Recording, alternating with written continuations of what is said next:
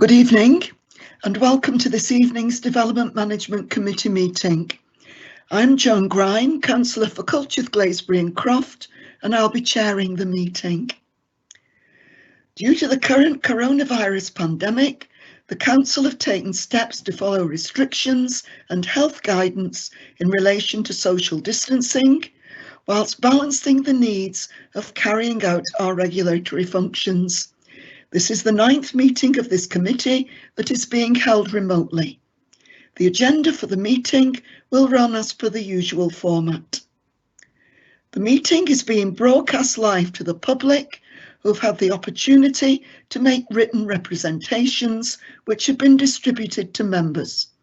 However, there will be no input from the public during the meeting.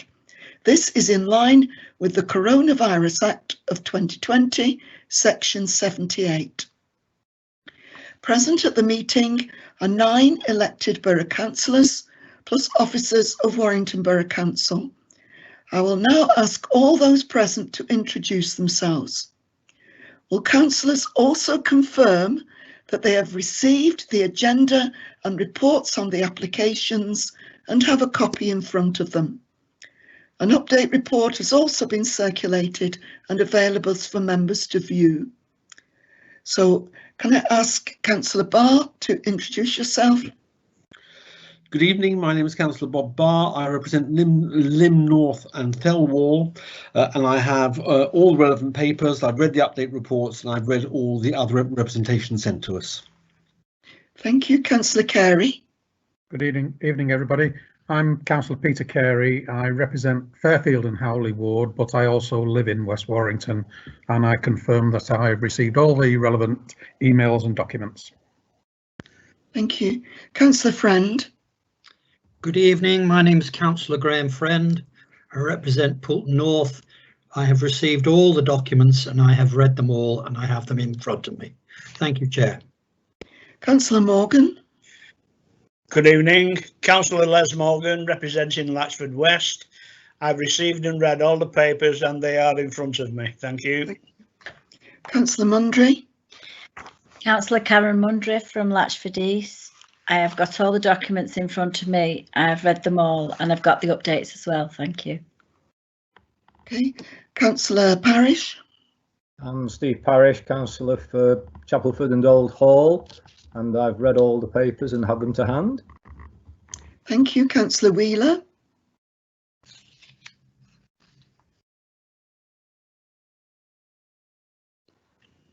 Councillor Wheeler, are you with us?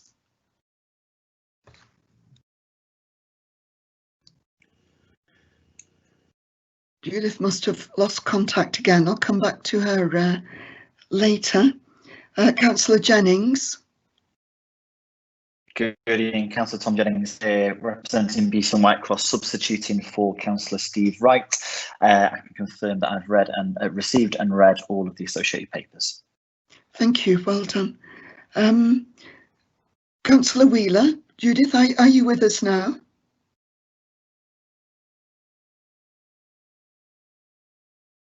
I hope you managed to get in contact again before the first yeah, item. Can you hear me? Can you hear me now?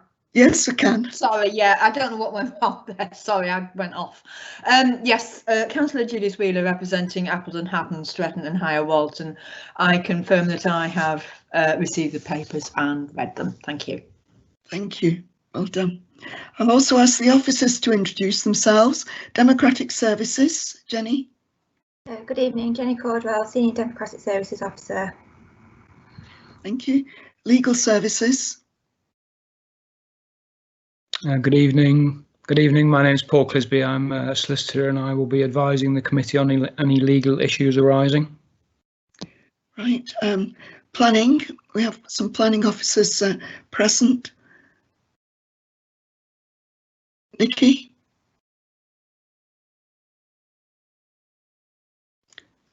Nikki Gallagher, Development Manager. Thank you.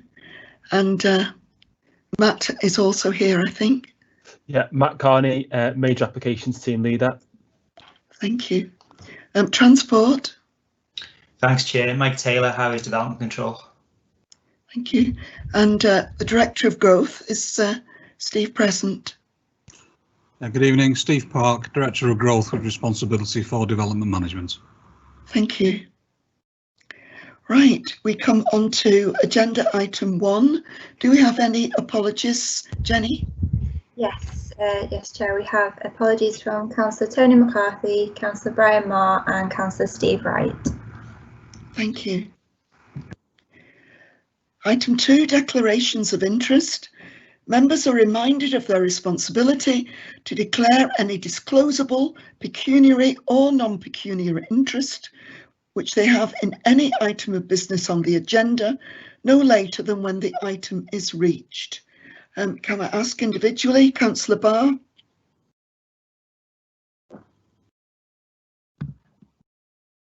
Are you with us, Councillor Barr?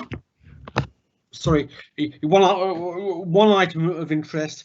On the third application, I was on the board of Helena Housing, the predecessor housing association to Taurus, but I've been off the board for several years now and have had no further contact with them. I intend to stay on the committee as long as Paul Clisby tells me that's okay. Thank you. Councillor Carey? Nothing to declare, Chair. Councillor Friend? Nothing to declare, Chair. Councillor Morgan? Nothing to declare, Chair. Councillor Mundry? Nothing to declare, Chair. Councillor Parish? Yes, Chair, I've got no prejudicial interest as such, but I do have a bit of a conflict. The two applications for Gulliver's World are in my ward. As local councillors, we've had good relations with the applicant because of the community use they allow us, but I've not promised support for these applications. On the other hand, I have been in fairly extensive email correspondence with some objectors, one of whom publicly thanked me for my help. So while I think I could still bring an open mind to the meeting, I fear it may not look that way. So I think I will stand down for these two items. Right. Councillor Wheeler?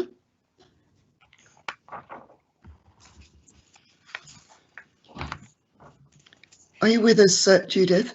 Yeah, nothing to declare, Chair, sorry. All right, thank you. Councillor Jennings? Nothing to declare, Chair. Thank you. And I also have no disclosable interest in any item. Paul Clisby, could you comment on the two declarations of interest that have been disclosed? Yes, Chair. Neither of those amount to disclosable pecuniary interests, so there is no statutory bar on members taking part. But of course, if members feel that they have been involved to some degree and a perception is there in relation to their involvement, then of course they are entitled not to take part. Both courses of action that have been proposed by the two members are acceptable. Thank you very much. So we come to item 3, the minutes of the last meeting.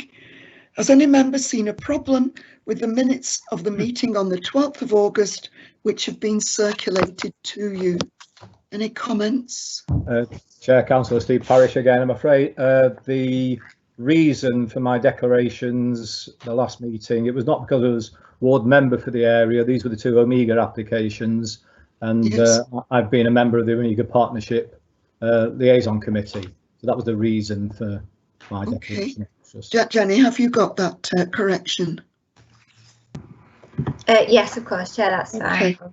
Right, so with that correction, sorry, I should ask first, any other problems? Give people a chance to speak up. Okay, with that correction then, I confirm that the minutes of the DMC meeting held on the 12th of August 2020 are a correct record. Okay, we go on to the planning applications, and Councillor Steve Parish has elected to leave the meeting for these two applications. It has been suggested that because items 1 and item 2 are so closely linked that the discussion might be joint, but we will of course take the vote separately. Item 1 is application number 2020-36670, Gulliver's World Theme Park, Shackleton Close, Burton Wood and Westbrook, Warrington, WA5 9YZ. This one is full planning, major, construction of a welcome suite, staff headquarters, 300 square metres, a pet resort of 500 square metres, a spa of 258 square metres, and a facilities building, 300 square metres. Provision of a covered cycle storage consisting of Sheffield racks, and change of use to camping touring caravan site.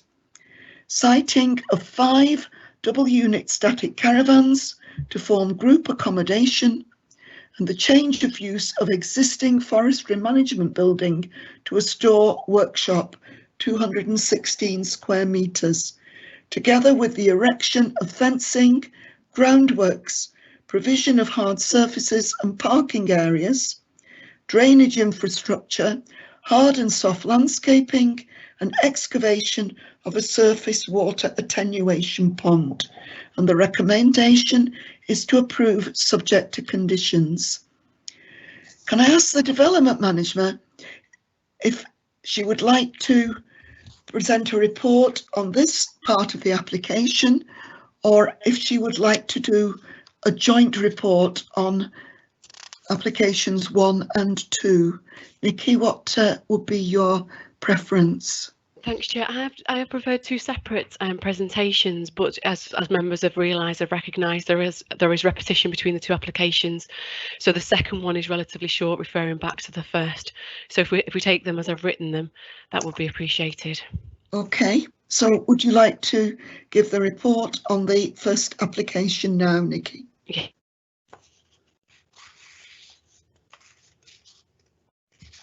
Thank you. Yep.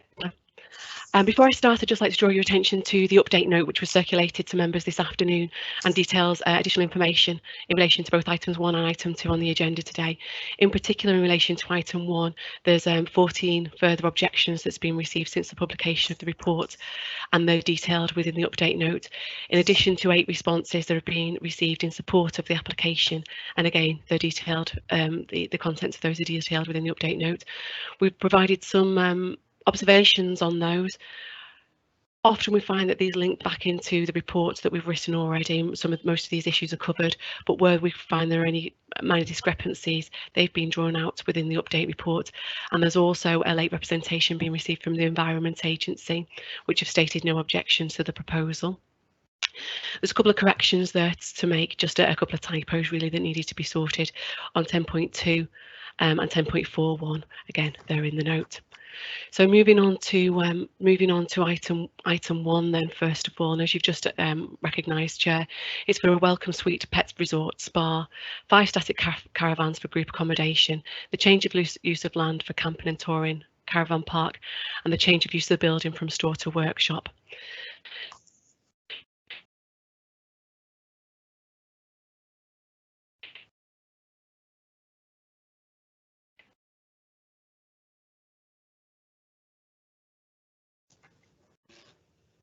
Nikki, I think we've lost you. I can't hear you. Can anyone else hear Nikki? I can't hear Nikki. No, she's gone. No, I can't hear I her. can see her, but we can't hear. Can you hear me now? Yes. Can hear you now. Yeah. Sorry, can I ask you to start again, because we lost you right at the beginning? Right. Apologies for that. Okay, so as you've just outlined there, Chair, the application is for a welcome suite pet resort spa, 5 static caravans for group accommodation, change of use of land for camping and touring caravan park, and the change of use of the existing building to store and workshop. And the application is within Gulliver's to the east of Gulliver's World Theme Park within Bogwood, to the south, and the application site that is in the agenda item 2 is further to the east of this site. The closest residential properties are Haycastle Close, which are 80 metres to the northeast, and Hudson Close, which are 300 metres to the southwest. The application is before members tonight because we've received 10 or more objections, and in this case it has been substantially more than 10. We've total 673 objections to the application during 2 periods of consultation, and 7 letters of support have been received. Those numbers exclude those further detailed within the update report, and the grounds for these are detailed within section 5 on the agenda. As members are aware, all planning applications should be determined in accordance with local development plan policies unless other material considerations indicate otherwise. The local plan policies against which the application should be assessed. Alex, you've gone again, Nikki. In its assessment of the issues, and I'm not going to reiterate all of the information now. However, there are just a few matters that I would like to focus upon. The principles of development, residential amenity, highway matters, and the impacts of ecology and agriculture. So in terms of principle, first of all, and just to provide some context, the Children's Theme Park was granted consent in 1988 by Warrington and Runcorn Development Corporation, and it was opened the following year in 1989. Since then, there have been a few notable planning applications. The 80-bed hotel and heritage attraction was approved at Peel in 2007, and last year permission was granted adjacent to this and a further hotel, housekeeping building and leisure complex which is yet to be implemented, and a further application for short stay chalets which has been partly implemented has been approved. And these details within the planning history section of the report and plotted spatially for context along with the application on tonight's agenda within Appendix 1 attached to item 1. The land subject to the application is not allocated within the local plan core strategy, although it is recognised as a greenfield site and is identified as natural or semi-natural green space in the council's latest open space audit. However, the site is not publicly accessible currently, and there are no rights of access or rights of way through it. And there are no policies in the core strategy that would preclude the development of land in principle subject to its detail. Policies in the plan support the principles of strengthening the borough's workforce and enhancing training opportunities for local residents and the promotion of the visitor and tourism economy in the borough, and Gulliver's World is specifically referenced within these policies. Gulliver's World currently employs 220 members of staff, with over 98% of them living in or within a 10-mile radius of Warrington. The proposed application would provide a further 24 jobs. The application does not seek to increase visitor capacity at the park, but to retain visitors on site for longer with beneficial localised economic benefits. Although the application was submitted at the cusp of lockdown, the applicant's subsequent statement indicates that whilst they've reopened, they continue only to operate on a 75% capacity due to social distancing measures. They do not claim through this application that the proposed development is needed in order to support the continued viability of the site. However, the economic impacts of the coronavirus pandemic are nationally recognised for many sectors. The proposal to develop land immediately adjacent to the park to sustain and expand its offer accords with local planning policies in principle.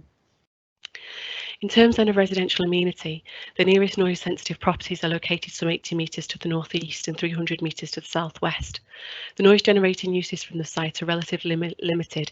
As previously explained, it is not the intention that visitors' numbers would increase as a result of the proposal, and the camping, caravanning and group accommodation is aimed at families or groups specifically with children aged 2 to 13 in mind, and therefore would generate negligible noise increases at the site. However, detailed consideration has been given to the possible impacts from the pet resort, and whilst mindful that this element of the development is over 200 metres from the nearest residential properties, there is potential for noise disturbance without proper mitigation, particularly from dogs barking. The Environmental Protection Team have reviewed the submission, and there is confidence that because this would be a purpose-built facility, sufficient acoustic mitigation could be provided to the building. This, combined with a management plan to control matters such as the hours of use of outdoor exercise areas, will prevent harm to local residents and can be controlled by condition. In relation to highways, it's important to note that details on which the application has been assessed were pre-lockdown rate and relate to a fully functioning and operating site and takes into account the previously approved applications. Consideration has been given to the majority of vehicle movements, which would be linked to visits to the park and would therefore not increase movement substantially, and the site entrance is suitable for touring caravans with sufficient car park provided for all employees. The application provides the opportunity to revisit the 2008 travel plan for the wider park to promote alternatives to single-user car journeys in the interests of sustainability, and on this basis the application accords with local planning policy. In terms of ecology and agriculture, I'd like to draw your attention to paragraphs 10.40 and 10.41, and with the slight amendments as detailed within the update report, which references local policy on habitat preservation and the NPPF. The NPPF at paragraph 175 states, if significant harm to biodiversity resulting from a development cannot be avoided through locating on an alternative site with less harmful impacts, adequately mitigated, or as a last resort compensated for, then planning permission should be refused.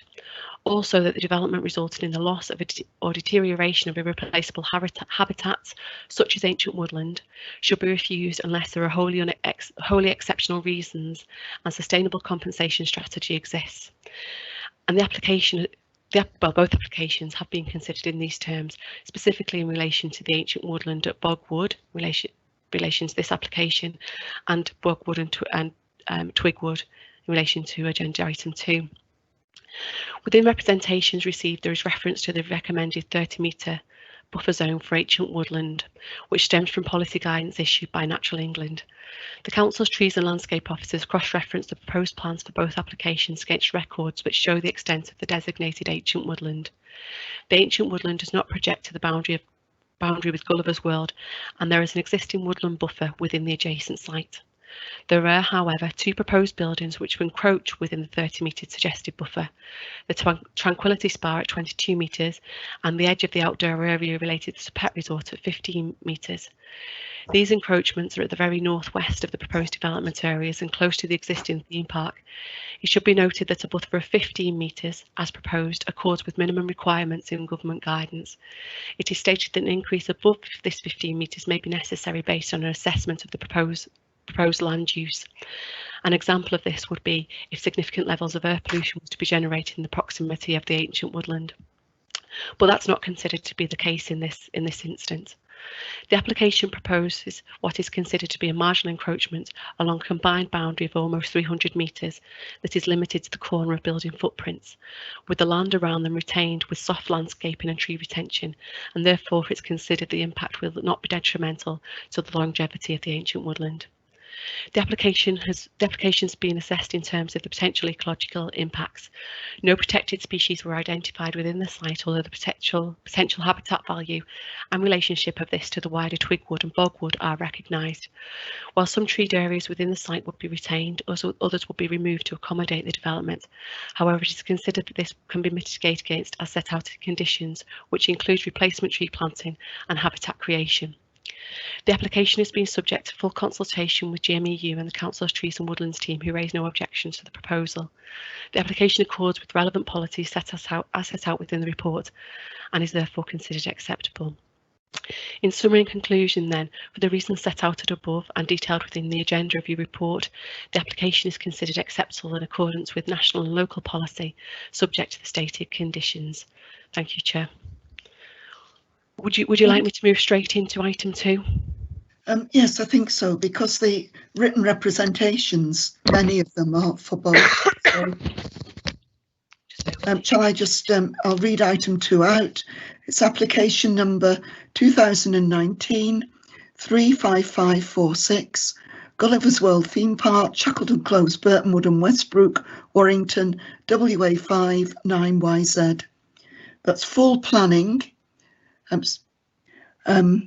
Major, a proposed change of use of land for the siting of holiday chalets, static caravans and lodges, and the use of land as a woodland activity zone. The recommendation is to approve subject to conditions. So over to you again, Nikki. Thank you, Councillor Grime. So as you've just detailed there, the application is for the change of use of the land for holiday chalets, static caravans and woodland, and the use of the woodland for an activity zone. The application site is to the east of what was previously considered under item 1, and immediately above Sankey Valley Park to the north, Twigwood and Bogwood to the south and southwest. The area is largely wooded, and the application proposes up to 67 chalet-style units for short-term holiday lets in association with a theme park within a woodland setting. The application also proposes a woodland activity zone, which consists of a series of nature trails, which would link to other identified footpaths within the locality. The application is before members for similar reasons as item 2, and we've received in excess of 10 objections, and indeed at the time of writing the report there was a total of 698 objections received and 7 letters of support.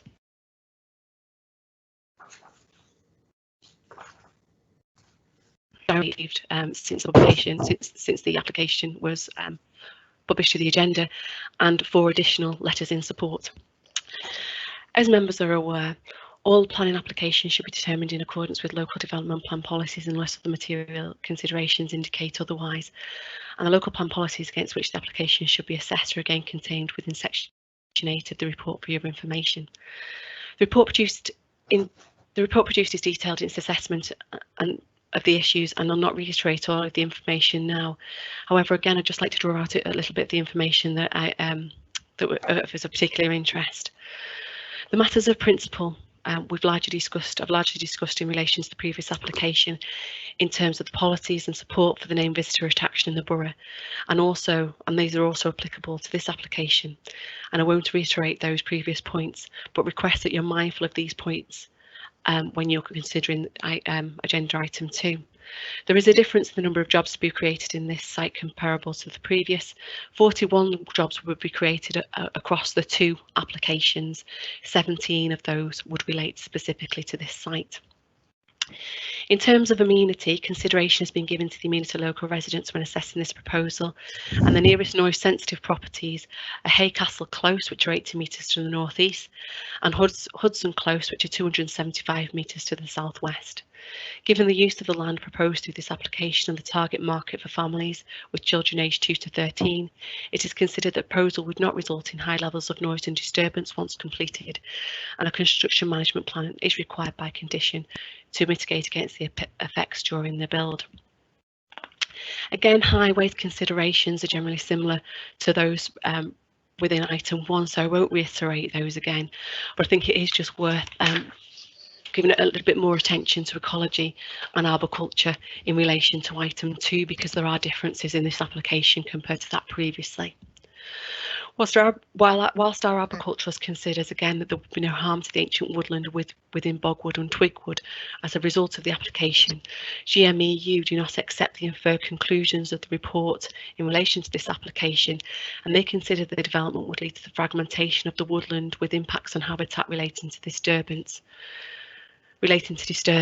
and this is because of the wooded nature of this particular site, which differs from that in relation to item 2, which is largely storage areas. There are some trees around the periphery, but it's largely open, whereas this site is largely wooded in nature.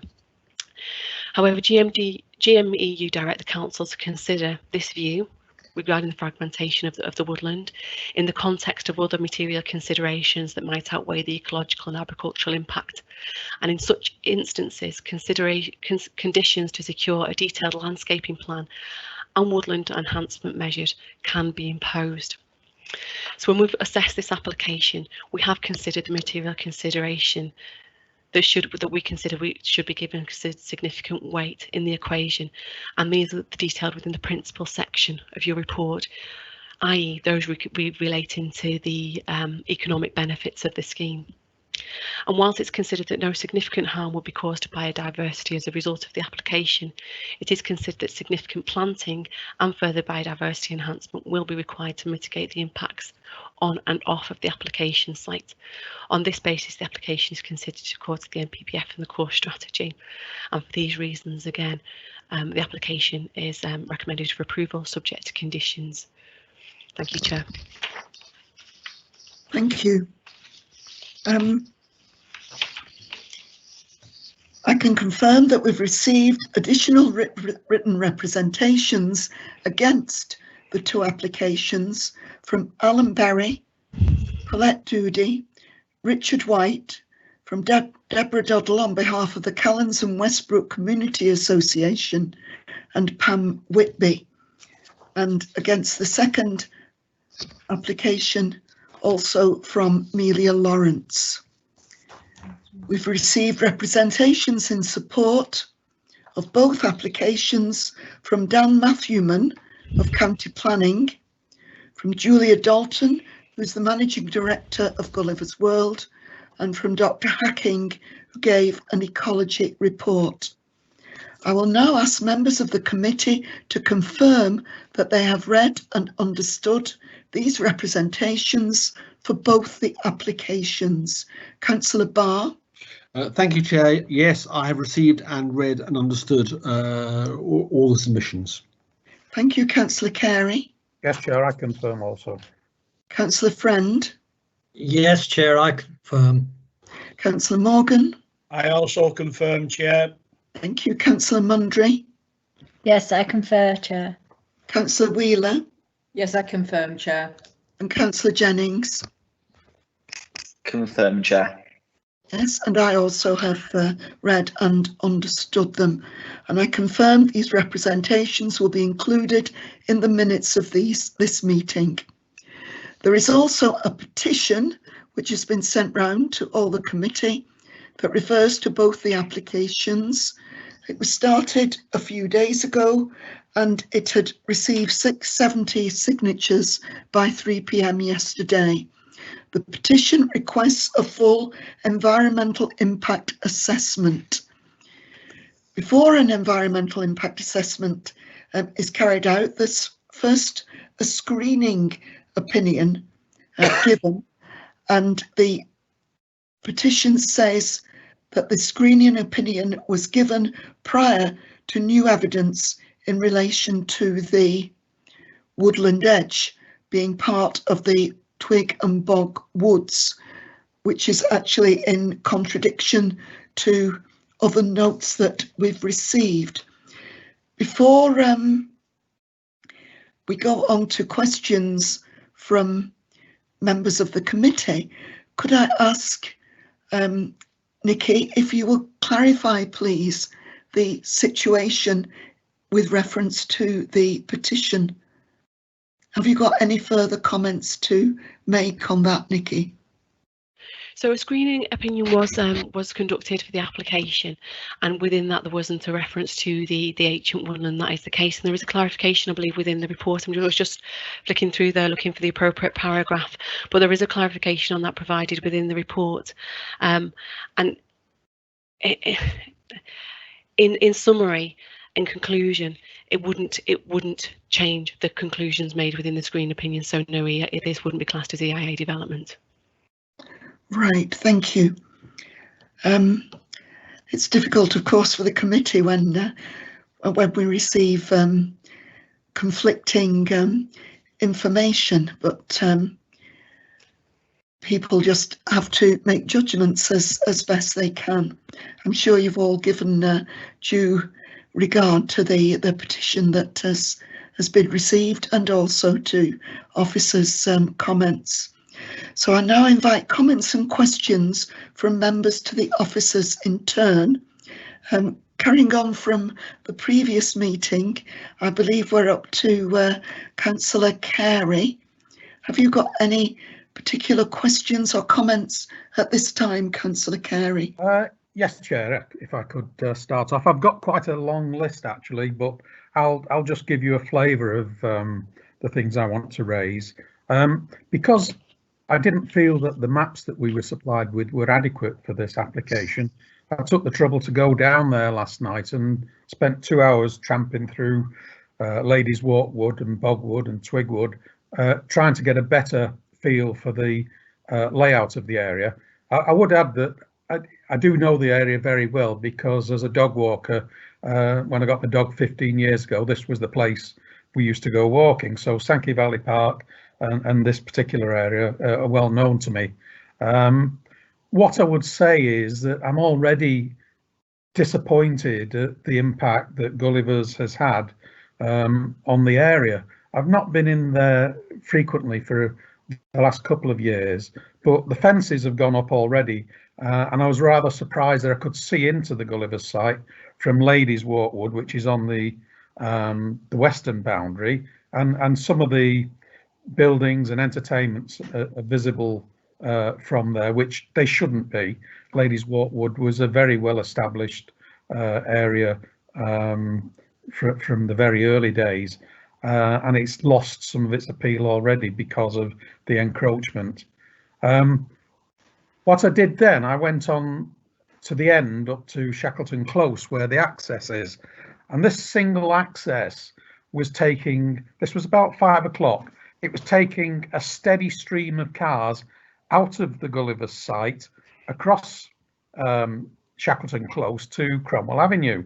But this is a very short section of road, and whilst I was there I witnessed 2 near-miss accidents because people coming out of Gulliver's have been sort of in a long queue of vehicles. They get to the junction, the first thing they want to do is dash across, but it's very narrow, and vehicles coming into Shackleton are coming off Cromwell Avenue, not at a slow speed, I would admit, but nevertheless there is conflict there. And when you consider that we're proposing bringing caravans in here, the road just isn't wide enough to accommodate large vehicles. And if you've got vehicles going in and coming out, which are much larger than cars, I can just see conflicts all around. But I would say that the present access is inadequate as far as vehicles goes. When I went back into the woods and made my way to Bogwood, there was some activity going on near the Ladies Wood perimeter with amplified music, pop music, no sign of people around, but I could hear it in Bogwood, so I'm presuming the people in Shackleton Close could hear it as well.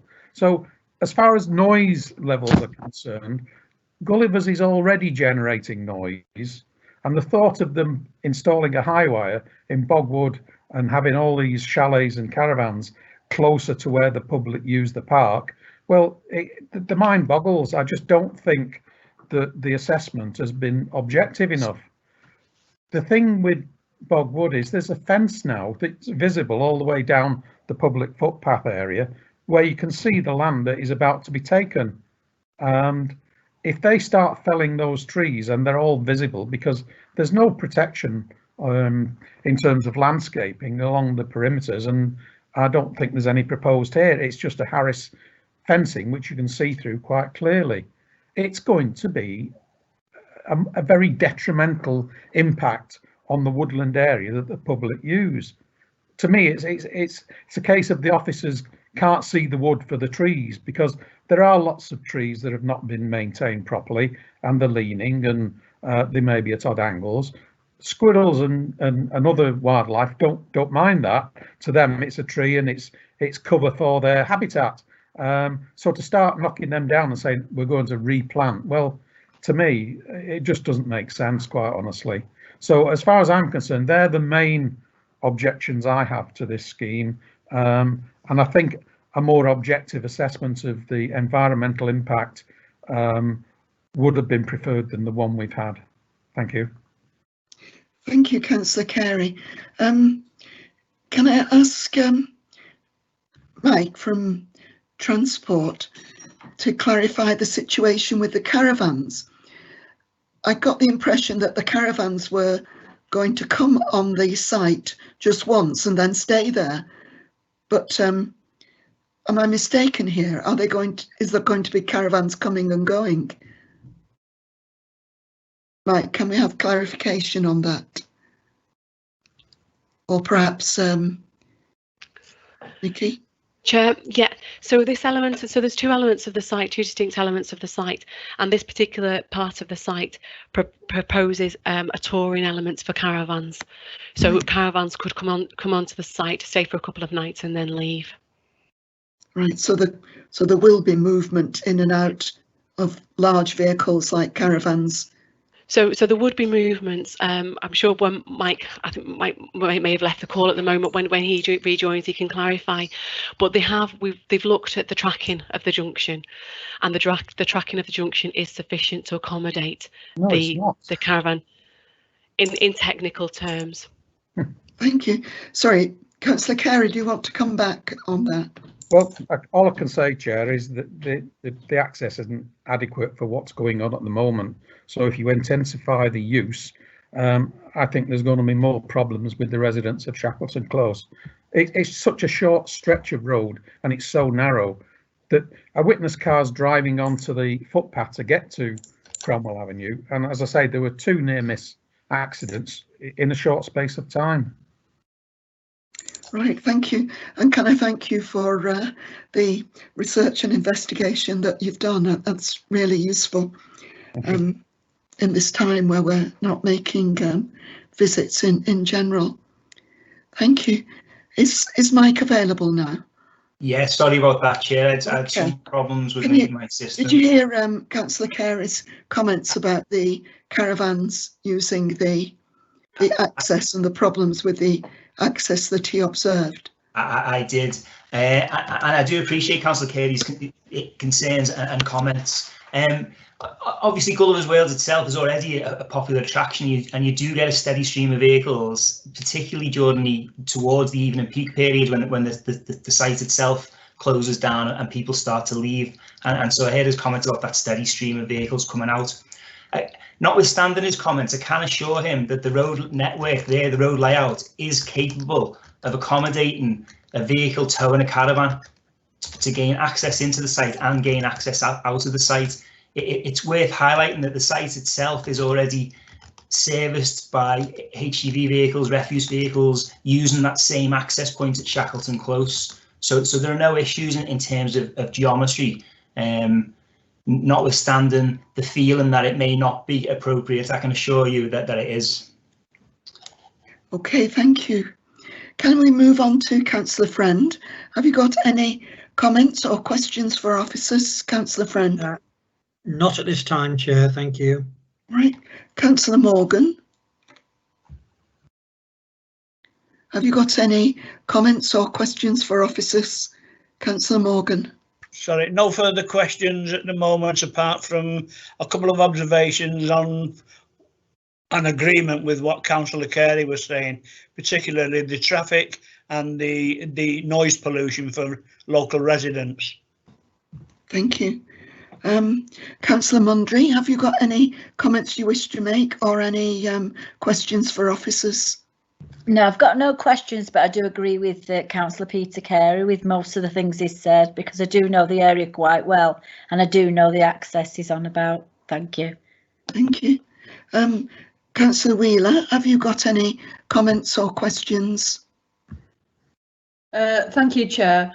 I was councillor for Whittle Hall in 2005 when we fought the application for the 80-bed hotel. So I'm quite aware of well, some of the difficulties.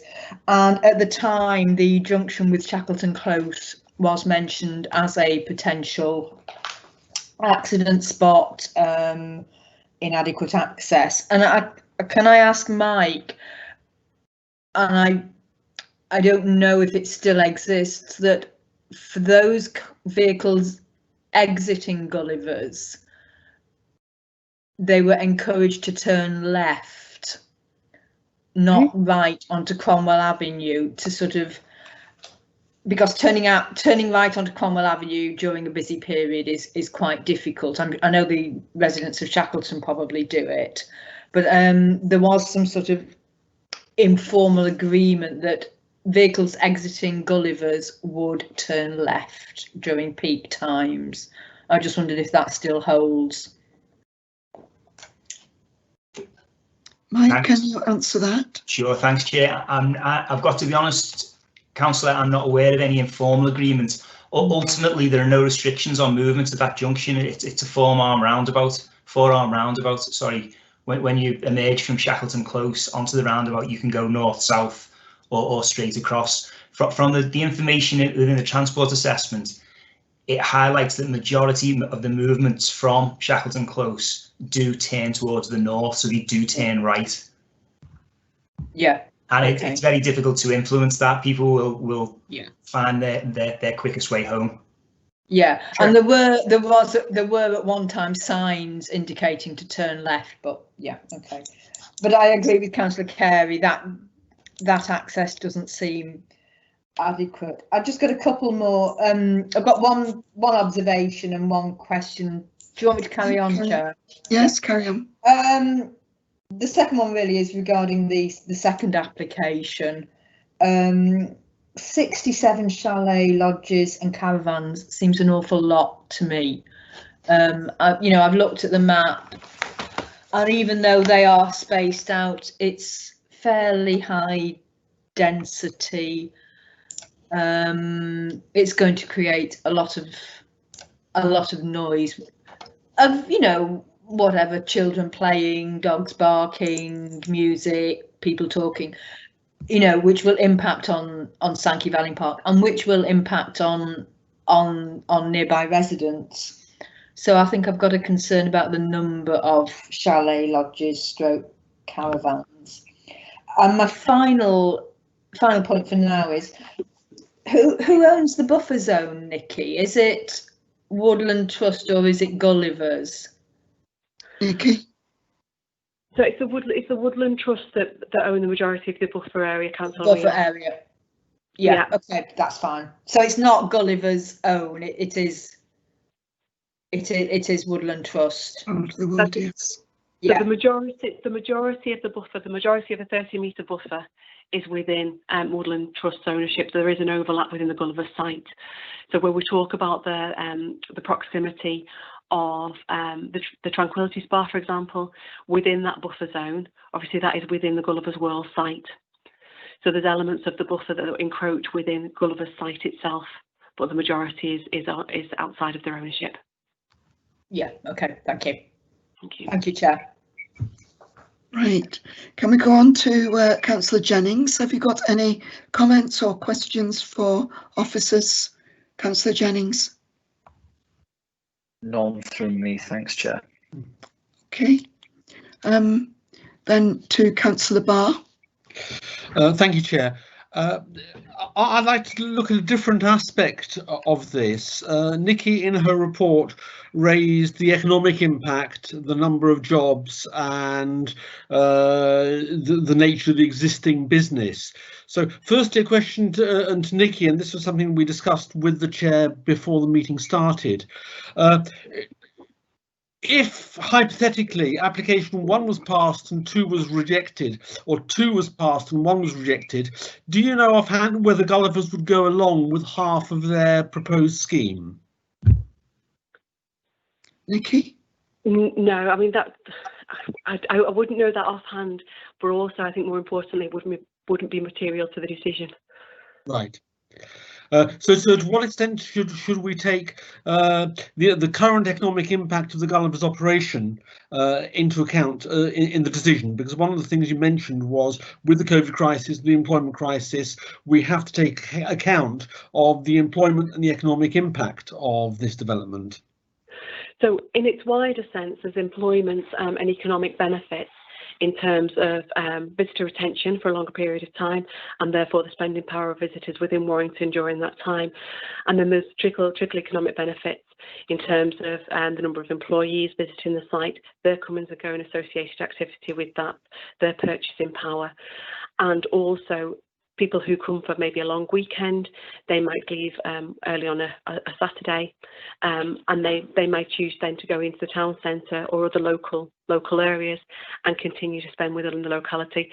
So as well as supporting the visitor attraction, which is specified within the core strategy policies, there are wider trickle down economic benefits to be seen from this development.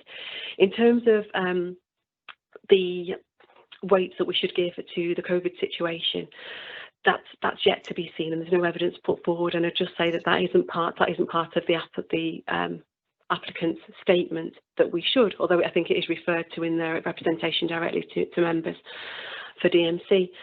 But I think we need to recognise as planners and as decision makers the impacts of the current economic circumstance on businesses generally, and the fact that the government has recognised this for many sectors and has put provisions in place to support businesses during this time, because there is recognition that many are struggling, and we know that Gulliver's is down to 75% capacity at the current time, which is probably during one of its busiest. It's been closed to part of its busiest season and has only been generated.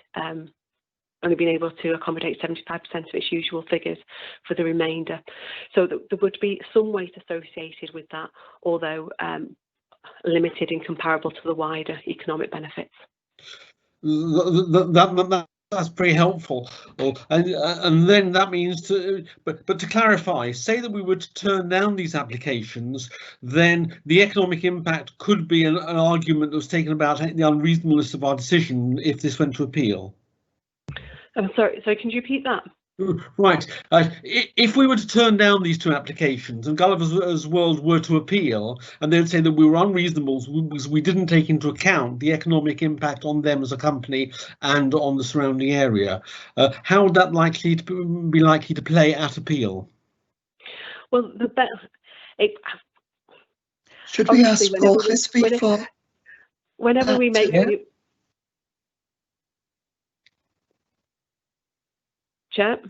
Yes. Should we ask Paul about the likely political situation? Paul Clisby. Chair, yes. Yeah. Do you want to come in now? Well, I mean, clearly the focus of any consideration would be the reasons for refusal, and whether they have weight. So, you know, in terms of whether a decision is appropriate and reasonable, the first factor which is going to be taken into account is what are the reasons for refusal, and you know, so if it was I mean, in particular, I've noticed highways has been raised and noise amenity has been raised, and that is, as members are aware, relatively problematic because, of course, those are technical matters and you have professional advice on those from your officers. That doesn't, of course, mean that your officers are always correct, but it does mean that you as members would have to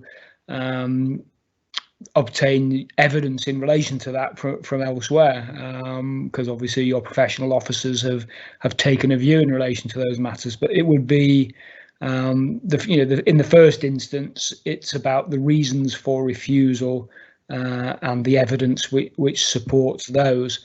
I think in terms of the balancing effect, I suppose if you're asking, I mean, this is a material factor, isn't it, that we're discussing, the economic benefit.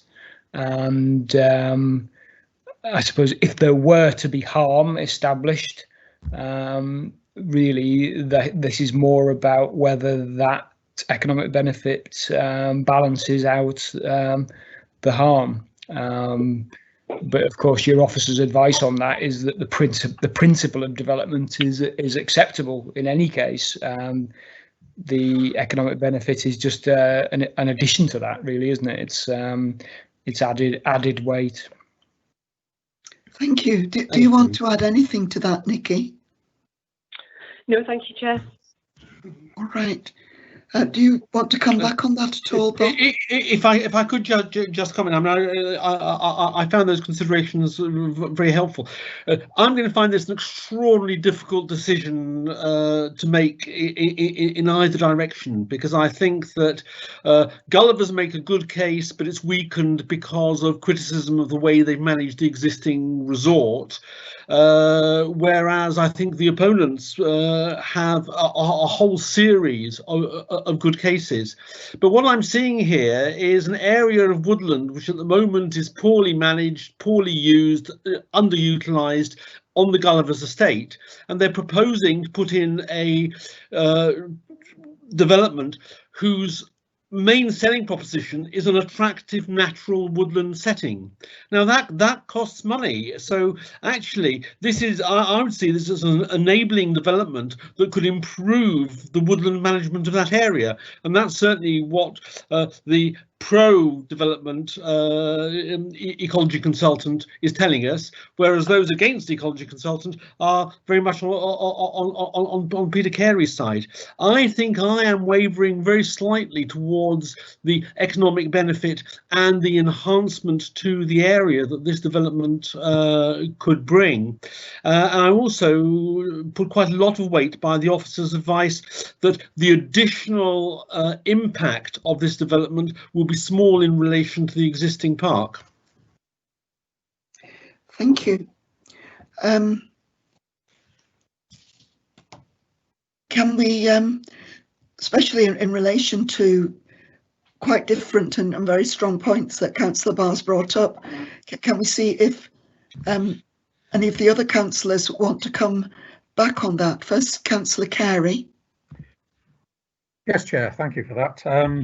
Can I just try and persuade Bob that he needs to think in the opposite direction to the one he's currently thinking, simply because what we have is an application that's based on some very doubtful economic factors that are supposed to benefit the area at the expense of a major incursion into a green field, and I stress that, a green field wooded area that is going to lose its integrity because of the development that's going to come on the Gulliver's side of the fence. The trickle-down effect in the local economy, I don't think that's going to be sustainable. The majority of cars I saw last night did a right-hand turn when they reached Cromwell Avenue. In other words, they were heading out of town. They weren't heading towards Asda or anywhere like that.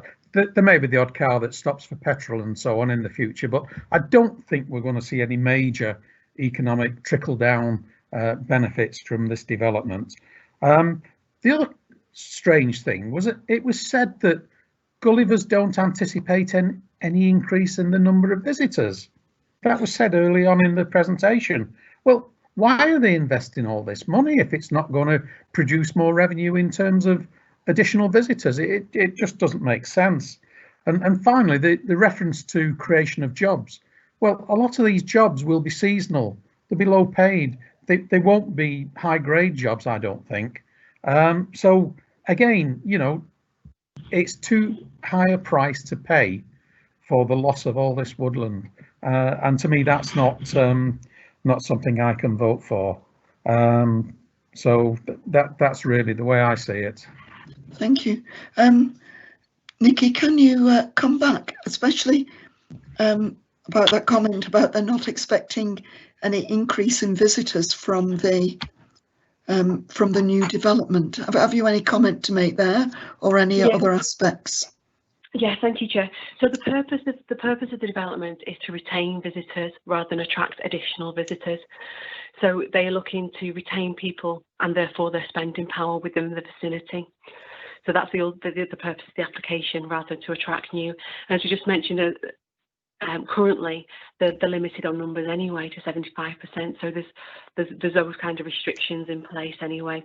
Just to pick up another couple of points there raised by Councillor Curry, and there's about the types of workers that would be involved. Seasonal workers was referenced, and I think it's just worth making the point really that I think traditionally a development such as Gulliver's World, a theme park designated for children would have been particularly seasonal, summer season.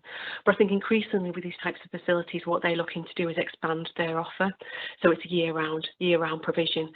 And what the types of applications that the uses that are coming forward tonight in the applications that we see are designed to do is to support that year-round provision.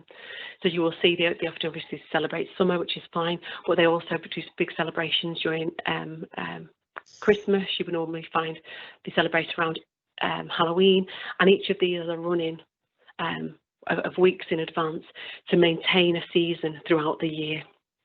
So it isn't just restricted to a few weeks of the summer season as it probably was traditionally. I think In terms of observations as well, the councillor Kerry referred to is that most people will go straight home, and I think that probably would be the case at the moment because it's a day locality, so people will go straight home. And I've just, while we've been on here, I've just had a look at Gulliver's World to check the current opening times, and that coincides with what Councillor Kerry witnessed last night. So the site does close at 5 o'clock at the moment, which is where he's seen most people leave when he was there last night. I think that's basically covered all of the points there that I'd like to make, unless there was anything else first that you'd like to ask of me. Okay, thank you very much. Can we go on? That we can come back to people for further comments. But Councillor Friend, have you got any comments or questions you want to ask officers? No, thank you, Chair. Okay, Councillor Morgan. Comments, Chair. I think Gullivers are putting a lot of inconvenience on the residents of that area for, as they say, no payback. So I think it's a nonsense. Okay, Councillor Mundry. No more comments, Chair. No further comments. Councillor Wheeler. Thank you, Chair. I'm very conflicted by this one. I mean, it is Gulliver's land, you know. It's a big space. It's not doing anything, so I can see why Gulliver's would want to diversify. But when I look at the list of things that they are putting on that site, we've got a children's hotel, we've got a leisure complex, we've got a pet hotel, we've got a tranquility spa, we've got 67 chalet lodges and caravans, we've got 5 double-use caravans, facilities building, store, workshop. They're throwing everything at it, and I can see that in sort of post-COVID times they've got to, but I somehow feel I'd rather they did one thing or a couple of things well, rather than sort of desperate measures to try and do a lot of things badly, which does have an impact on neighbouring properties, those roads which back onto the site, and also to those people using Sankey Valley Park. I mean, I was at the appeal in 2005 when, and I know how difficult it is to defend these things, which is making me very, very hesitant. It's Gulliver's land, and they can do what they can do what they want within planning terms. It's at what cost to local residents and the wider environment. So I'm finding this one very difficult, Chair, particularly as we've also got sort of 2019 applications, which I believe are part implemented. So it's just sort of an ongoing ascension, isn't it? And I don't know, with 2019 applications, cafe, craft centre, play centre. I mean, how much do we want on this site? How much can we regulate of what goes on there? Because it looks, it just looks like something out of control a little bit at the moment. Anyway, sorry. Thank you, Chair. Right, thank you. Nikki, do you want to come back with any comments, or Matt? Just picking up on Councillor Wheeler's final point there, I think, which is how much can we regulate what goes on there? And obviously, I think we can regulate what goes on there through planning permissions, and there are conditions attached to those consents that have previously been approved to ensure that any impacts are mitigated appropriately. Where they aren't complied with, and there's no suggestion that has happened in this particular case, although I think we do have an outstanding query raised by one of the objectors regarding drainage, which is currently looking into. But where that is the case, we do have provisions to enforce if appropriate to do so. So there are regulatory provisions that we can put in place, yes. Thank you.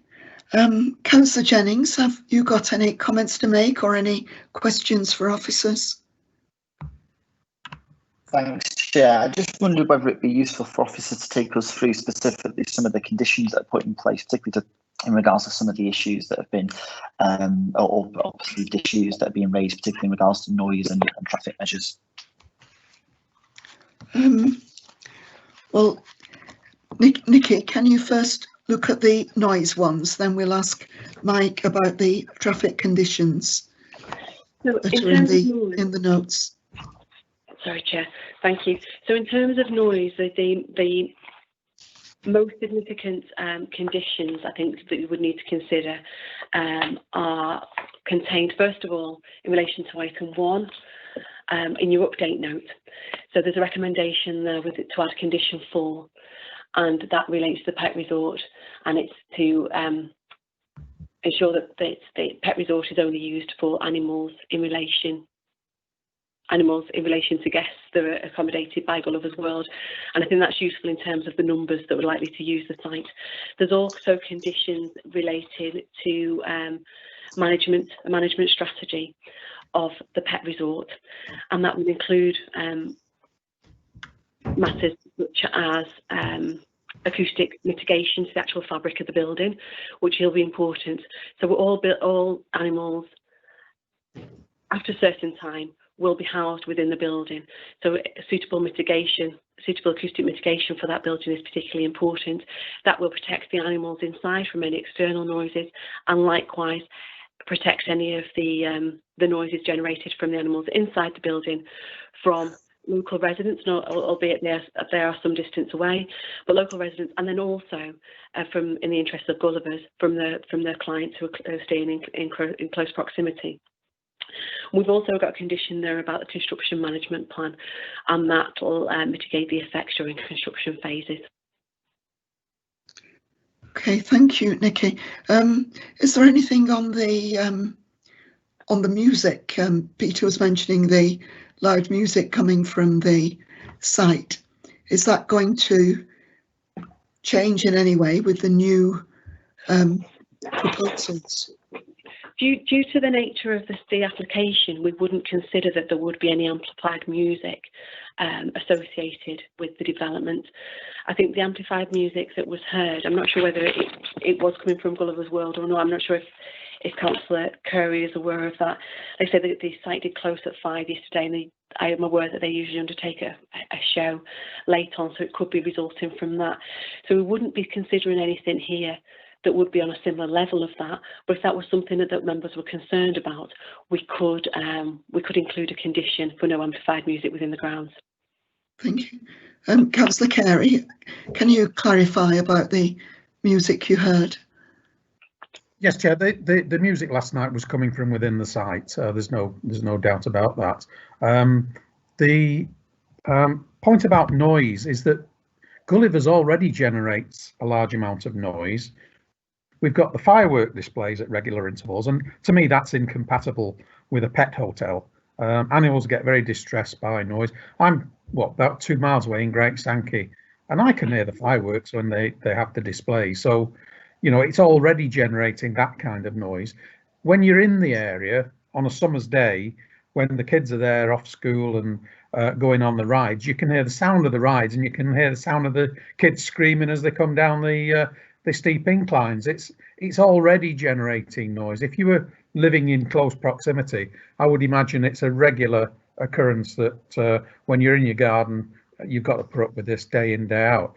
I'm not complaining about that in the sense that it's been there a long time, but if we were looking to intensify that in any way by having these high rope facilities in the trees, that would take it further into the Sankey Valley Park area. And I don't think it's fair to the people that use that facility to have to put up with that. But I just mentioned one last point, Chair. The point that was mentioned in the report about the lodges and the fact that you can't access them in a car. To me, I just don't believe that. People aren't going to walk to these lodges with the luggage, or if they've got anybody that's. There is drop off.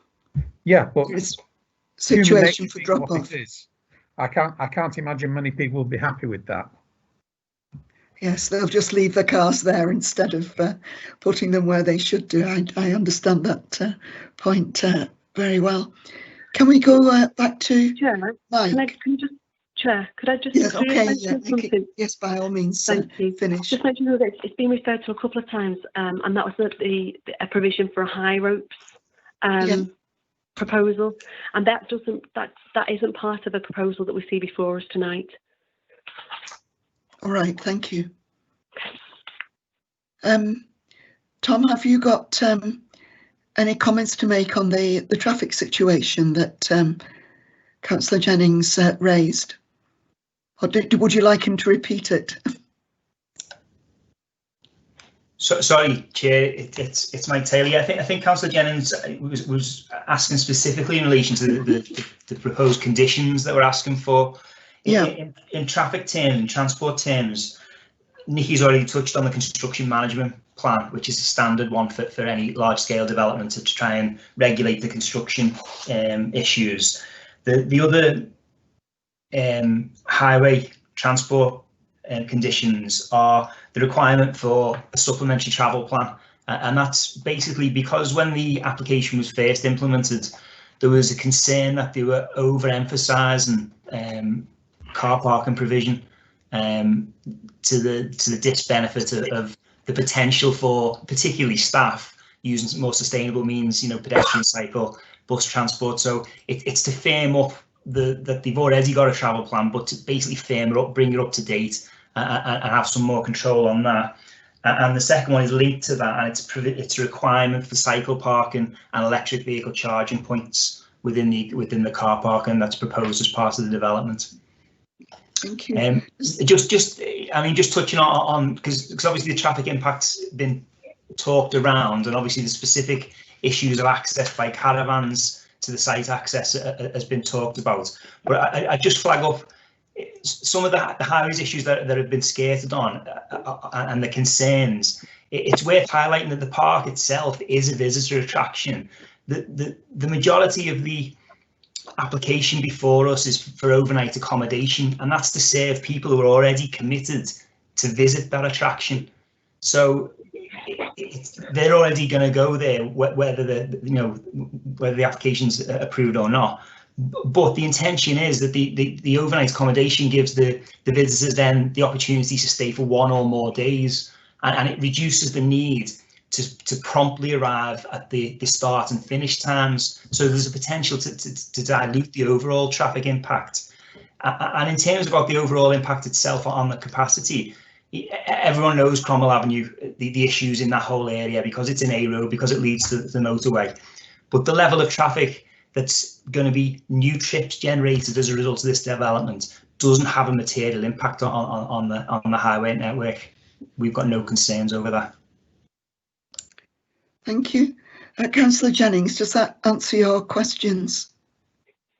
That's really helpful, and particularly around the fact that it's that the proposal is in effect trying to enhance the offer of current customers, as opposed to potentially bringing more in at the same time. It's actually ensuring that there's probably going to be less comings and goings from those customers. Okay, thank you. We come back to Councillor Barr. Have you got any further comments or just a final comment? And I'm afraid that Councillor Carey's passion is very impressive, but I am not entirely convinced the incremental harm over and above what Gulliver's does at the moment of this development and is going to be significant. I actually think that it's likely to improve and reduce the harm from the existing Gulliver's development, because it's going to change the nature of the offer. I think that the economic consideration is important. I think that the neglected aspect of the land that they are hoping to develop into a proper woodland setting is important. And whilst I sympathise with Judith, we can't invent a different planning application. We've got this planning application for us, and that's what we're going to have to vote on. But from the point of view of, I just think it would be very strange to look at a business that's been operating in Warrington for 32 years. Almost everyone who's moved into the area around there have known that they were going to be moving close to Gulliver's, and Gulliver's is what it is. And they're now trying to improve the offering with little incremental harm. So I can't find any valid planning reasons to turn this down, but I'm sure that Councillor Carey will find some for us. Right, thank you. So we've been round twice, and a lot of very important points have been made. Do any councillors wish to make any further points or ask any further questions of officers? Can you speak up now if you wish to do so? Okay, do officers want to make any further points of clarification on either application? No, thank you, Chair. Nothing from me, Chair. No, thank you, Chair. Right. Can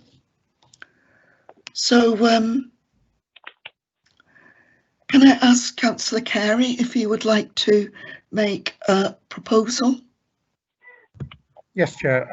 I'll make a proposal for rejection of both applications on the grounds of overdevelopment. We have to vote twice. Yes, I appreciate Separately, that. yes, yeah. Yeah, but the same objections for both applications.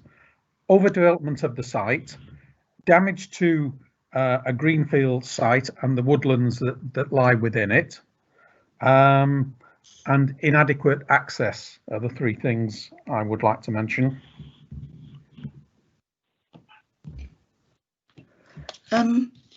Would anyone like to second that application?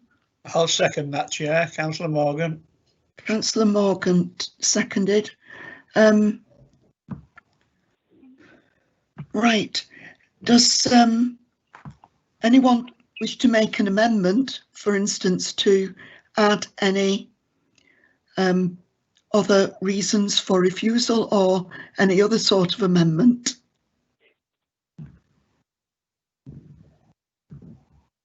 Chair. Yes. Sorry, could I ask if we could include impact on residential amenity in those reasons for refusal? To make it full. Is that okay? Yeah. Thank you. Sorry, did you accept that, Councillor Yes, Carey? I did, Chair. Yeah. Yes. Yeah. Any other amendments? Right, so we have a motion proposed and seconded. This is regard to the first application in the first instance. That's the construction of the welcome suite, the pet resort, facilities building, cycle storage, the camping touring caravans, the group accommodation, and other smaller matters. And the grounds for rejection are overdevelopment, damage to the greenfield site, inadequate, I'm sorry, Peter, inadequate what? Access. Access, thank you. And residential amenity. And harm to residential amenity. So the proposal is for rejection on those grounds. It's proposed and seconded. So can we ask the Democratic Service Officer to take the vote? Thank you, Chair. Councillor Barr. Against. So against rejection. I'm against rejection. Okay, thank you. Councillor Carey.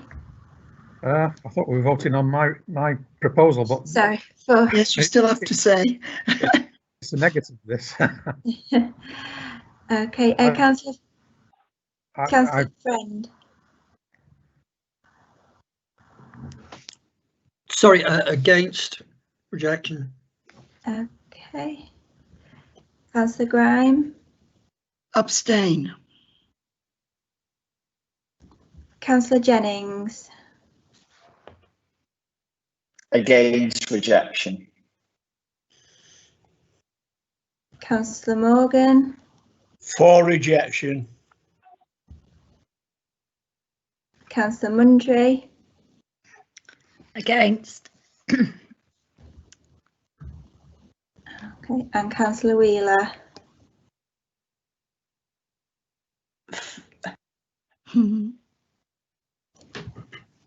Councillor Wheeler. Sorry, for rejection, for refusal. So supporting Peter Carey, Councillor Carey. Okay, so just bear with me, I'll just double check. So we've got 1, 2, 3. 1, 2, 3. Okay, so, oh, sorry. So there was 3 votes to support Councillor Carey's proposal of refusing the application, and 4 votes against the proposal to refuse and 1 abstention. So Councillor Carey's proposal has not been agreed upon. Right. Okay. Councillor Barr, are you prepared to make another proposal? I am. I move approval according to the officer's recommendations. I'll second that, Chair. Sorry, is that Councillor Jennings? It is, yes. Yes, okay. So a motion to approve is proposed and seconded. So Jenny, can I hand over to you again? Thank you, Chair. So Councillor Barr. For. Councillor Carey. Against. Councillor Friend. For. Councillor Grime. Abstain. Councillor Jennings. For. Councillor Morgan. Against. Councillor Mundry.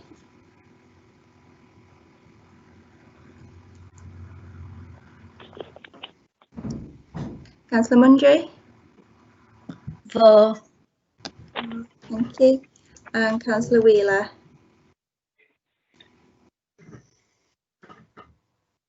Councillor Wheeler. Sorry. Can you hear me? Yes. Sorry, against. Against. Thank you. So that's 1, 2, 3, 4 votes for approval. 1, 2, 3 against and 1 abstention. So the application is approved. Thank you. We, I think, go straight to the vote on item 2, unless anyone wishes to make any further comments in view of what has just happened. Does any committee member wish to make any further comment or ask any further questions? This is on the change of use for the siting of holiday chalets, caravans and lodges. Chair, I thought we'd just done that. Yeah. No, we've done the application 1, the welcome suite. Right, okay, I see what you. Yeah, I see what you. Oh, I'm sorry, because you made a proposal, didn't you, previously? Yeah, it doesn't matter. It's. That's okay. I just wondered if any, considering what's just happened, whether any committee member wished to make any further comments. But you have already made a proposal, which I'm aware of. Do you wish to carry forward with that proposal, Councillor Carey? Given the way the vote's just gone, if anybody wants to put forward a positive recommendation, I accept that's the way that things are going to go. No, if not, I'll move the.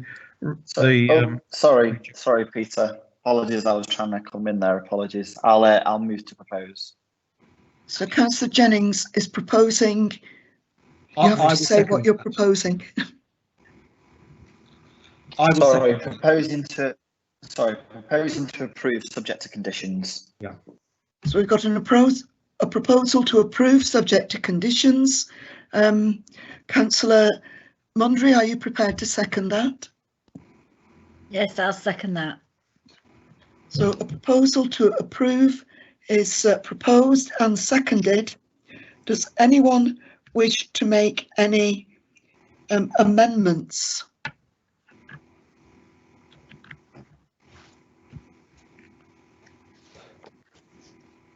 Chair, there's a notification regarding an additional condition to a pet resort. I don't have that to hand as I'm just looking through. I don't know if that was something that's been submitted or talked about prior in emails, but if someone can put forward that amendment or talk to it, I'd be happy to put it forward. Can you clarify just what extra condition you mean, or shall I go back to Nikki for that, Tom? Yeah, if Nikki has it to hand, I'm just aware that there was a discussed about an additional condition regarding the pet resort. It may not be the case and may not be part of the application. I'm not sure myself, but that was in my head that there was an additional condition regarding our customers, that the pet resort was only to be customers only. Nikki, can you clarify that?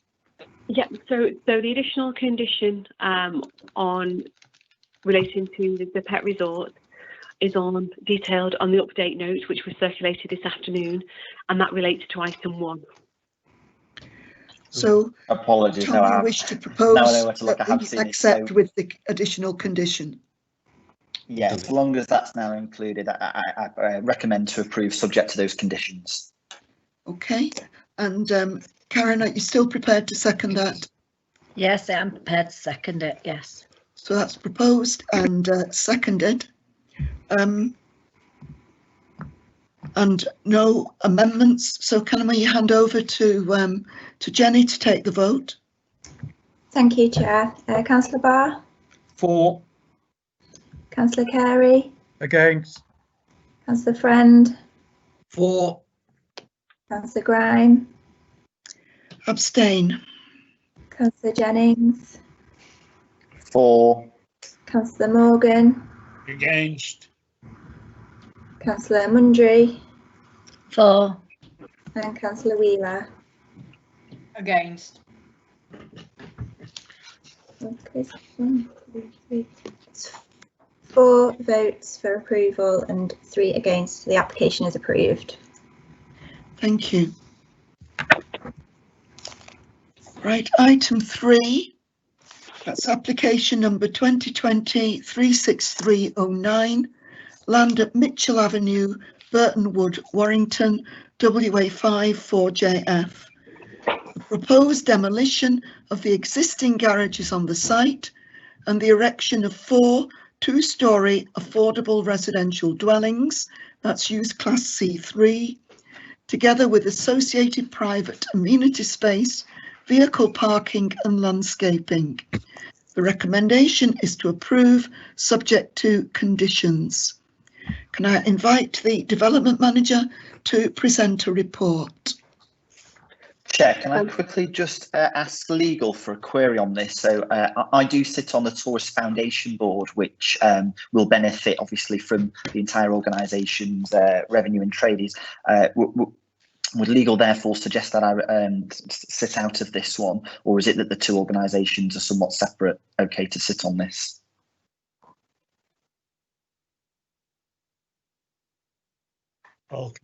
Yeah, I'm just unmuting, sorry.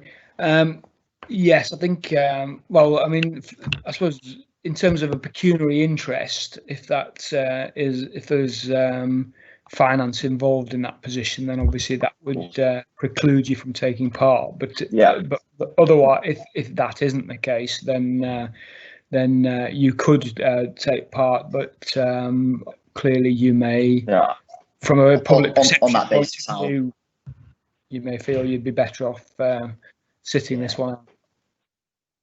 Yeah, so it's your on decision. That advice, I'll sit out of this one. No, absolutely, I'll sit out of this one. Apologies, I didn't realise sooner. Sorry, Tom, I didn't quite hear what you decided. Apologies, no, I'm going to sit out of this one and thank you. You're going to sit out, okay. Well, as it's the last item on the agenda, then you would be able to leave the meeting now, and thank you for your attendance and hard work. Likewise, evening all. Cheers, Tom. Can I check that Councillor Parish is back with us? I am, Chair. Right, that's good. Thank you. We've missed you. So can we then go on to Nikki's report?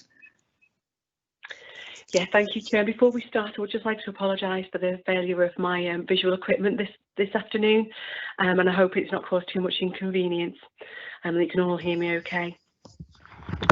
So the current application then, 2020-36309, it proposes the demolition of existing garages and the erection of 4 two-storey affordable residential dwellings.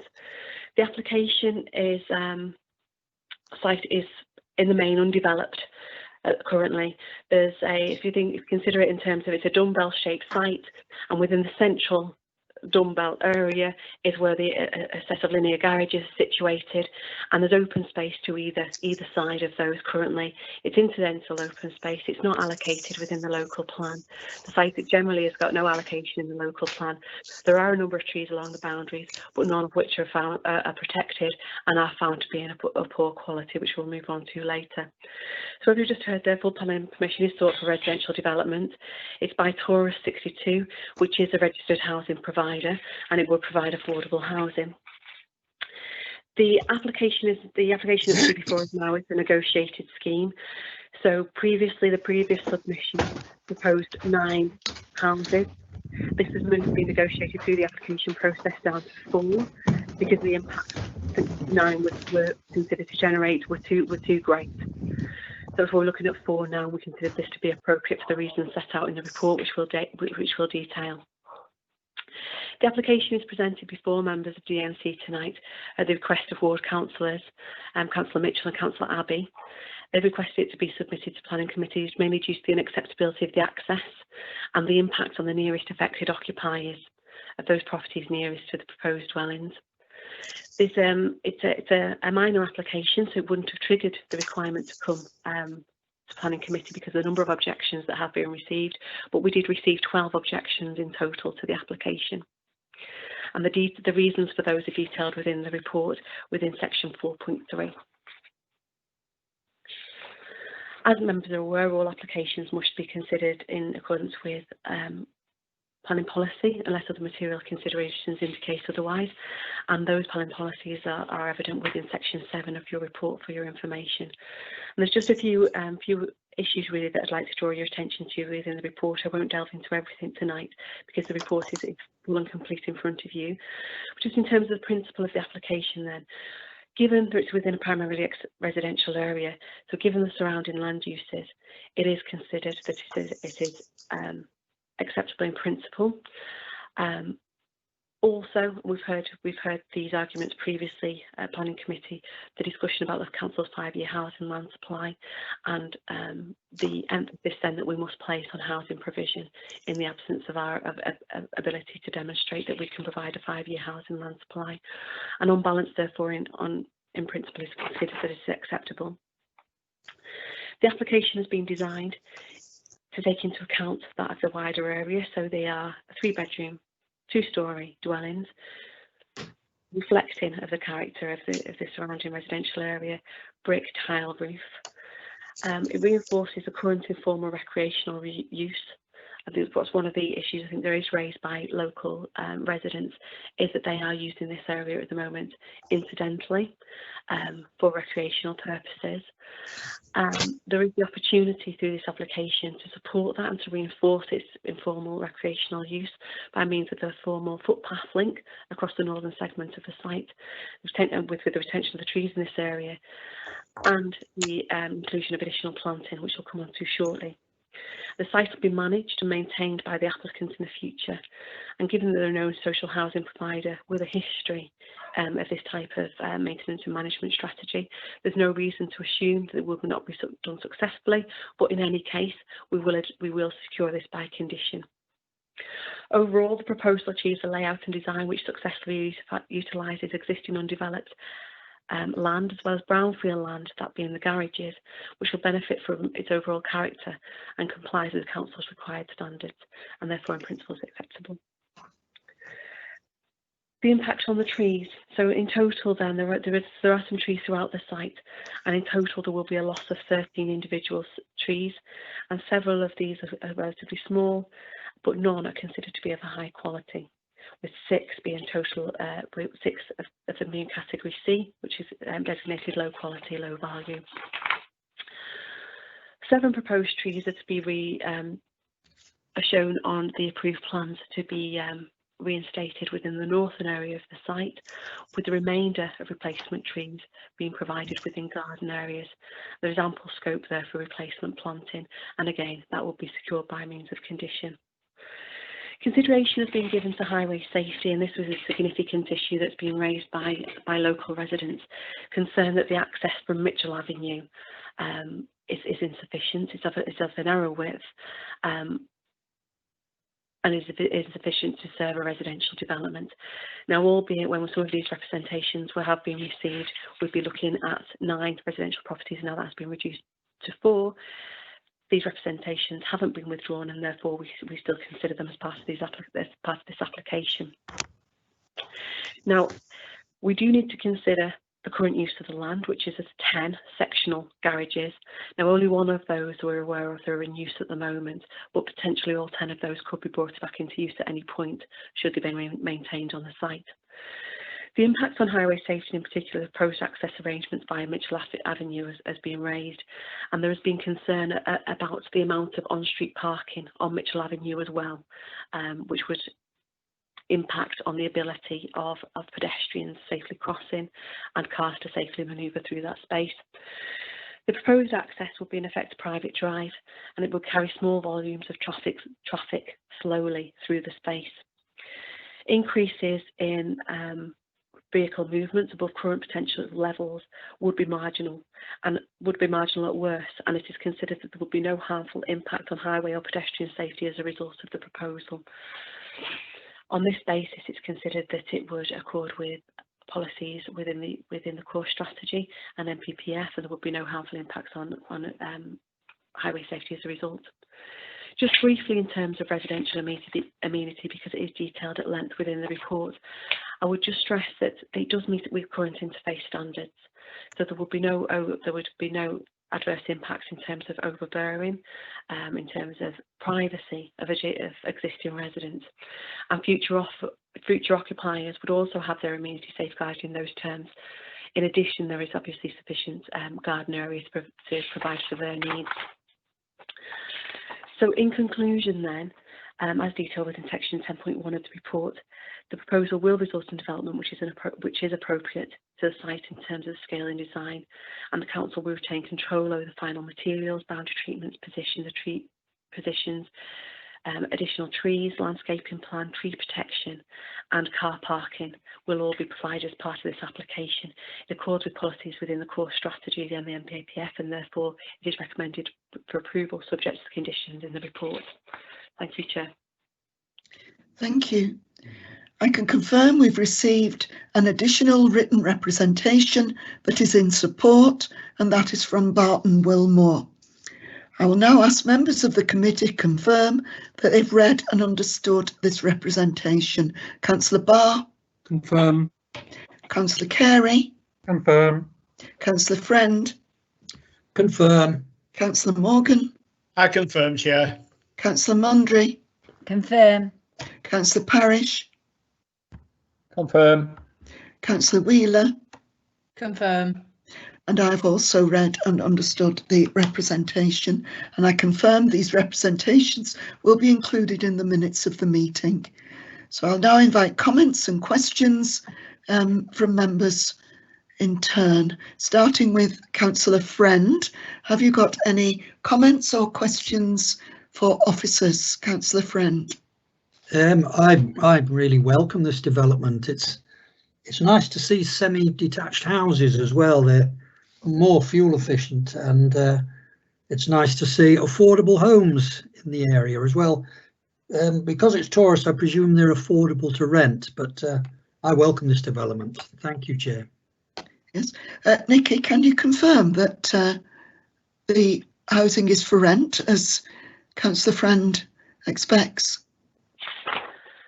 I'm sorry, Councillor, I haven't got that information to hand. I didn't notice whether it was in the notes or not. It didn't. No, it isn't contained within the notes. Ordinarily, where we were looking at affordable housing provision, I suppose it's because this is a result of our policy triggers, and in this case, the difference is that it's submitted as affordable housing because of who the applicant is, rather than because our planning policy allows it. And I would that is why it isn't detailed within the report. Although I appreciate it would be useful to know. Yeah, but if it's not in the application, then presumably we're being asked to approve either way, whether it's affordable for sale or affordable for rent. Although there is, I can see that there is a presumption that it would be for rent, considering who it's from. Carrying on, any questions or comments from Councillor Morgan? Well, Chair, like Councillor Fran said, I would assume because it is Taurus that the affordable part is for rent, and as such, I welcome it. It's much needed rental accommodation. Yes, and affordable accommodation of any sort, of course. Of course, Chair. Yeah. Councillor Mundry, have you got any comments or questions for officers? No comments at this time, Chair. Thank you. Councillor Parish? No problems with this at all, Chair. I might have allowed more than 4, but that's not on the application. Okay. Councillor Wheeler, have you got any comments or questions? Thank you, Chair. No, we've got 3 of these garage plots in Appleton and we can't do anything with them. So it's lovely to see one that's capable of being large enough to take houses, particularly tourist housing.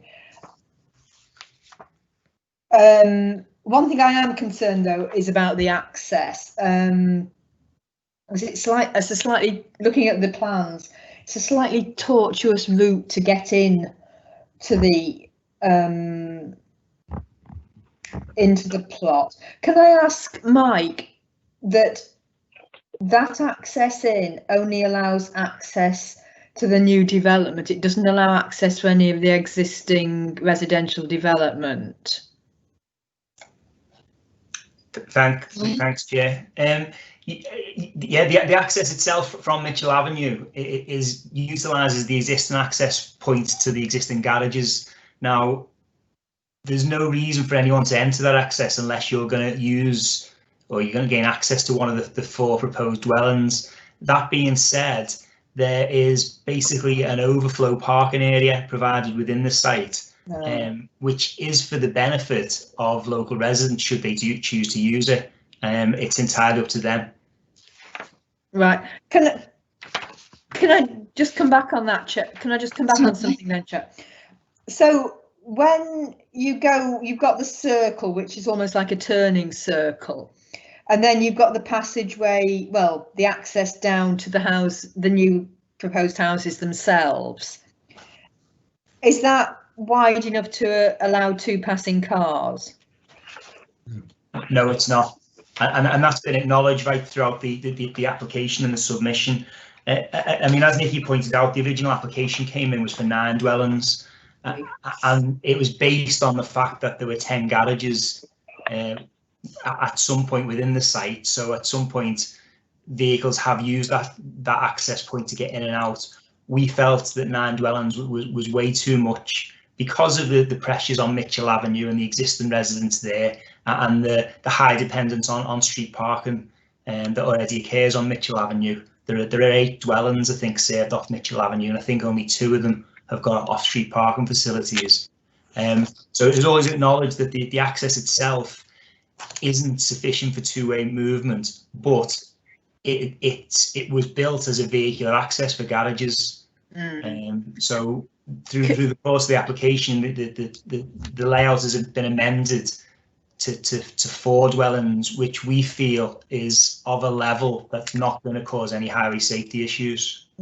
Can I just come back on one point? Yes. So say I'm coming out of my new tourist dwelling, and there is, for example,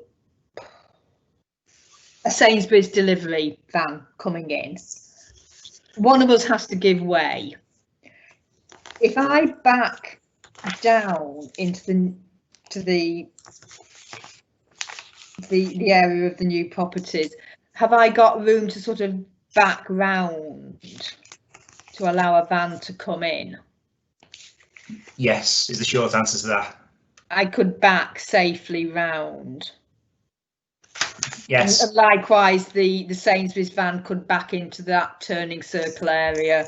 That's right. The turning circle within the site itself has been designed that it can accommodate a 12-metre rigid vehicle, which is the biggest delivery vehicle you're likely to get in residential areas, and also accommodate a standard refuse vehicle. Right. But if I was having a delivery, say it was a big delivery, say it was a big Argus delivery in my new house, would that Argus lorry be able to get down to my property? Yes, and you'd be able to turn around within the applicant's site and back out again in forward gear. It's just that it won't accommodate two-way traffic. That's right. Okay, yeah. Thank you. Right, thank you. Councillor Barr, have you got any questions or comments? No, I likewise had concerns about the access, and I'm very grateful to Mike for explaining that, though those have been completely allayed. I'm also very pleased that this application has gone down to 4 properties with that area of green space on the other side. I think that provides for a really nicely balanced development, and also has a good impact on residential amenity of people nearby. And likewise, we need affordable housing, so that's helpful. If this turns out to be affordable housing for sale, can I ask Nikki whether we could condition it so that a discount would continue to be available at resale?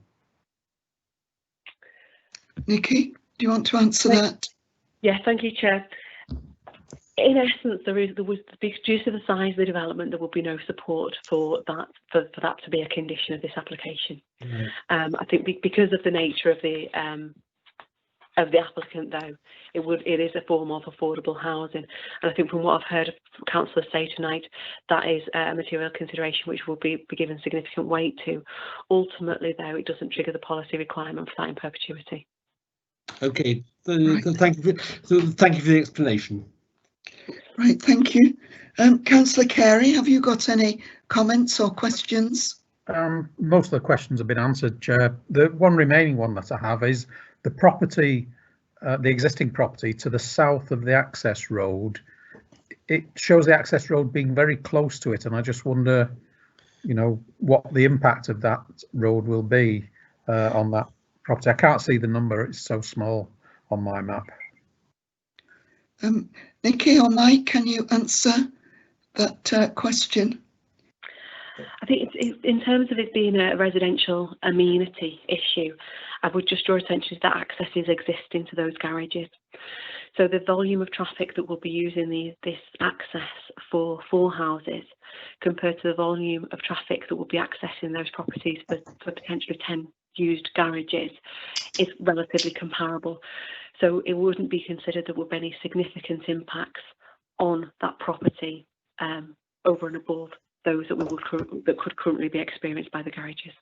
Right. So do I take it then that there's no enhancements or improvements of that little short access road? It's going to be left as it is. Nikki? There is no scope. There is no scope to increase the width of that access way, or to provide any additional standoff. No. Okay. Right. Thank you. Okay. Can I ask if any councillors wish to make any further comments or ask any more questions? Chair, from me, yes. Just a condition 11. Can I be clear that the government never does additional GDPR orders, does it?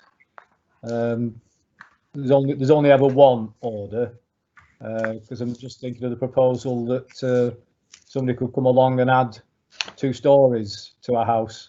If that happens, that will be as a amendment to the existing order, will it? Not a separate order. Nikki, can you answer that? So it specifies there, so it's or any order revoking or reenacting that order. So any changes to those PD requirements will be covered. I think Okay, does that answer your question, Steve? I'm asking whether you can have 2 separate orders at the same time. In other words, if the government introduced an order specifically for allowing extra stories, that wouldn't be covered by this condition, or is it? Do they always just change the one order? So it would, I believe it would be covered, because it's then, so in the second line, condition 11, second line, it says or any order revoking or reenacting that order with or without modification. So it can be multiple. No, it's that wording I'm after, because it will be an order revoking or reenacting it. What if it was an entirely new order, additional order? Well, that would be an order, so it would be, it would come within the category of any order. Okay, Steve. Yeah. I don't think you're going to get an answer to that one. Or any new order. Or any new GDPR order. Yeah, okay, we can take that away. We can check the wording on that, double check it, because I know what you're asking for there, Councillor Parish. Yeah. So we can make sure that the condition does achieve the objective. Yeah, just in case they sneak an entirely new order in. Yeah. Yeah. Thank you. Right, any further points from any members of the committee? Any further questions? No, if you want a proposal, Chair, I will. I just need to ask, do any officers wish to make any further points of clarification? No, thank you, Chair. Okay, Steve, you can make a proposal. I'll move acceptance of the recommendation with the conditions, Chair. Okay, so Councillor Carey, would you be prepared to second that? Rather not, Chair. Okay. Councillor Friend, I will, Chair. Councillor Friend, is that? Yes, I will, yes. Okay, so the motion that the application is approved is proposed and seconded. Are there any amendments to the motion?